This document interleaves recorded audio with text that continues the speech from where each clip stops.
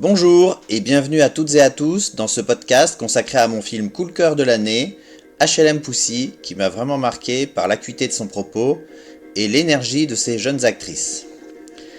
Mais avant d'entrer dans le vif du sujet, je tiens à m'excuser pour le peu de vidéos sorties dernièrement sur YouTube. Je travaille pas mal en ce moment et mène beaucoup d'autres activités en parallèle qui me prennent du temps. Le cinéma reste cependant une passion majeure pour moi et un art total.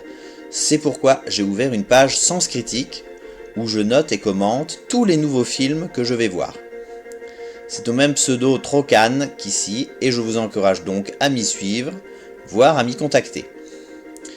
Passons maintenant au film du jour, HLM Poussy, première réalisation de la franco-marocaine Nora El Hourch, sorti donc début 2024.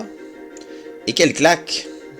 Ce long métrage traite du sujet de moins en moins tabou du consentement, en particulier celui des toutes jeunes filles. Mais contrairement à d'autres films comme Bande de filles de Céline Sciamma ou Mignonne de Maïmouna Doucouré, que j'ai d'ailleurs chroniqué sur cette chaîne, l'accent est mis ici directement sur la relation de ces filles avec les hommes.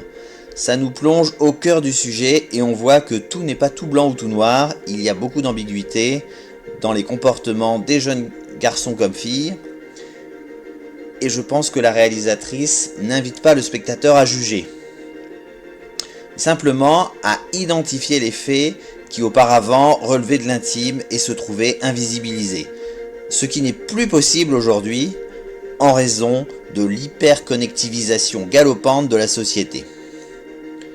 Ceci est d'ailleurs souligné par la réalisation somptueuse qui met en avant les réseaux sociaux et le smartphone, dans des scènes qui tournent un petit peu à l'horrifique parfois. Mais le véritable point fort du film, c'est la direction d'acteurs. Les trois jeunes actrices sont extrêmement bien dirigées et dégagent une énergie incroyable. Mention spéciale à Léa Aubert, qui joue Amina, et qui souffre d'une dendrite du cuir chevelu comme moi, donc elle se gratte si bien que je me suis gratté aussi tout le film. Mais les deux autres sont super aussi et extrêmement bien castés.